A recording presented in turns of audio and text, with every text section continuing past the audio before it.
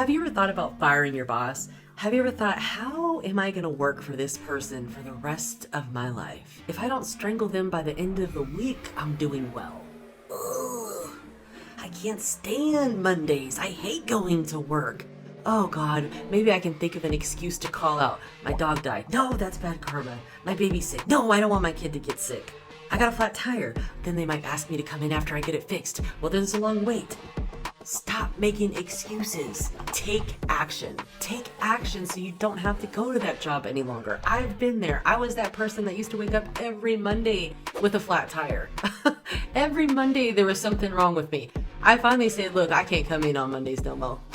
I can't do it. But that isn't the way to go about it. What you want to do is put your exit plan in place. Until next time, guys, I'm Nicole Scott. Join my mentorship where I am going to teach you how to fire your boss and all of the steps that I took to fire mine.